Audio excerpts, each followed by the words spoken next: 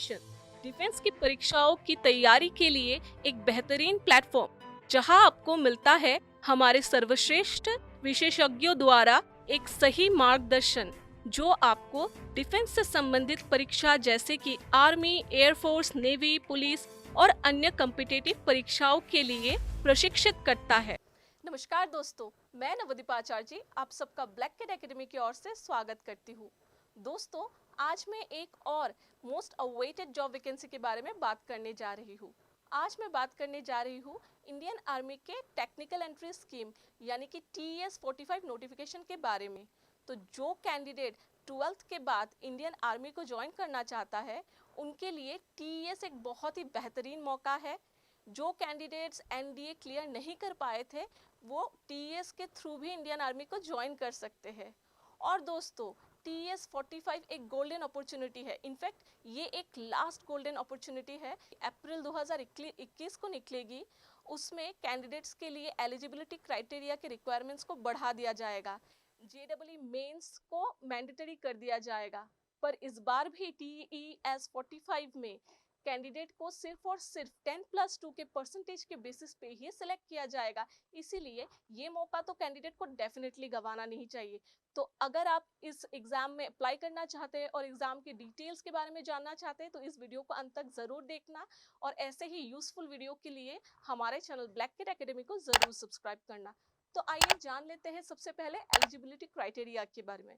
तो बात करते हैं एलिजिबिलिटी क्राइटेरिया की। तो यहाँ कैंडिडेट अनमैरिड मेल कैंडिडेट ही अप्लाई कर सकते हैं और क्वालिफिकेशन कैंडिडेट का 12th पास होना चाहिए और उसी के साथ कैंडिडेट का PCM यानी कि फिजिक्स, केमिस्ट्री और मैथमेटिक्स में एग्रीगेट मार्क्स 70% होना जरूरी है। और डेट ऑफ बर्थ, बात करते हैं डेट की। तो एप्लीकेशन फॉर्म भरने का टाइम ऑलरेडी स्टार्ट हो चुका है 1 फरवरी 2021 से। तो आप अभी भी भर सकते हो एप्लीकेशन। और एप्लीकेशन फॉर्म भरने का लास्ट डेट है 2 मार्च 2021। अब जान लेते हैं एज लिमिट्स के बारे में। तो कैंडिडेट्स जिनका एज 16 साल यानी कि जिनका उम्र 16 साल से कम नहीं होना चाहिए और 19 साल से ज़्यादा भी नहीं होना चाहिए। यानी जिन कैंडिडेट्स का जन्म 2 जुलाई 2002 से लेकर 1 जुलाई 2005 तक हुआ वो सभी कैंडिडेट इसमें अप्लाई कर सकते हैं। अब जान लेते हैं सिलेक्शन प्रोसीड्यूर के बारे में। तो सिलेक्शन प्रोसीड्यूर यहाँ 4 स्टेप्स में है।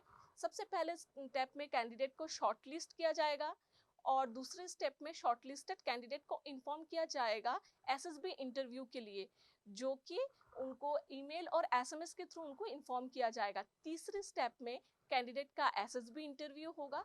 SSB इंटरव्यू 5 दिन का होगा। पहले दिन कैंडिडेट का साइकोलॉजी टेस्ट, ग्रुप डिस्कशन और इंटरव्यू लिया जाएगा।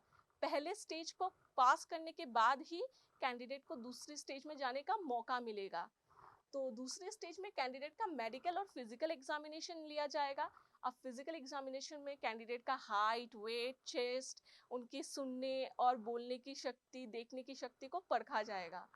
और इसकी डिटेल जानकारी के लिए आप नीचे डिस्क्रिप्शन बॉक्स में उसका लिंक देख सकते हो। वहां से आप वेबसाइट में जाके पूरी जानकारी प्राप्त कर सकते हो। अब सबसे अंत में जब ये सारे टेस्ट को क्वालिफाई कर लेगा, सारे स्टेप्स को क्वालिफाई कर लेगा कैंडिडेट, तो उसे सिलेक्ट किया जाएगा और उससे बॉन्ड साइन किया कराया जाएगा। अब जान लेते हैं हम ट्रेनिंग ड्यूरेशन के बारे में। तो ट्रेनिंग ड्यूरेशन पूरे 5 साल का होता है। यानी सिलेक्शन के बाद SSB इंटरव्यू में सिलेक्ट होने के बाद कैंडिडेट को OTA यानी कि ऑफिसर ट्रेनिंग एकेडमी गया में ले जाया जाएगा और उनमें उन्हें पहले साल बेसिक मिलिट्री ट्रेनिंग दिया जाएगा। 5 साल में से पहले साल कैंडिडेट को बेसिक ट्रेनिंग दिया जाएगा मिलिट्री का और फिर उसके बाद टेक्निकल ट्रेनिंग स्टार्ट हो जाएगा कैंडिडेट का। तो टेक्निकल ट्रेनिंग 2 फेजेस में होगा। पहले फेज में कैंडिडेट को प्री कमीशन ट्रेनिंग जो कि 3 साल का रहेगा, तो 3 साल का प्री कमीशन ट्रेनिंग दिया जाएगा और दूसरे फेज में कैंडिडेट को 1 साल का पोस्ट कमीशन ट्रेनिंग दिया जाएगा। ये सभी क्वालिफाई करने के बाद कैंडिडेट को जॉब के लिए बुलाया जाएगा। अब जान लेते हैं डॉक्यूमेंट्स के बारे में। वो डॉक्यूमेंट्स जो कैंडिडेट को SSB इंटरव्यू के टाइम कैरी करना पड़ेगा। तो सबसे पहले जो ऑनलाइन फॉर्म कैंडिडेट ने भरा होगा उसका एक कॉपी सेल्फ अटेस्टेड किया हुआ यानी कि कैंडिडेट को खुद साइन करना पड़ेगा उस कॉपी में और वो कॉपी अपने साथ कैरी करना पड़ेगा। उसी के साथ कैंडिडेट को 10th और 12th के मार्कशीट्स और सर्टिफिकेट्स कैरी करने पड़ेंगे और अपने ID प्रूफ यानी कि आधार कार्ड, पैन कार्ड ये कैरी करना पड़ेगा अपने साथ। और सबसे अंत में हम जान लेते हैं सैलरी के बारे में। तो आपके सिलेक्शन के बाद जब आप ज्वाइन कर लेते हैं जॉब को आफ्टर ट्रेनिंग, तो आपका सैलरी रहेगा मिनिमम 56,100 से लेकर 2,50,000 तक का आपको सैलरी प्राप्त हो सकता है। तो आज के लिए इतना ही। और इसी के बारे में, अगर इस जॉब के बारे में आपको कुछ जानना है, कुछ ज़्यादा डिटेल्स में जानना है, तो आप नीचे कमेंट बॉक्स में प्रश्न कर सकते हो, पूछ सकते हो। और अगर आपको वीडियो पसंद आया है तो वीडियो को ज़रूर लाइक करना, शेयर करना। और मिलते हैं अगले वीडियो में, तब तक के लिए अलविदा दोस्तों। जय हिंद, जय भारत।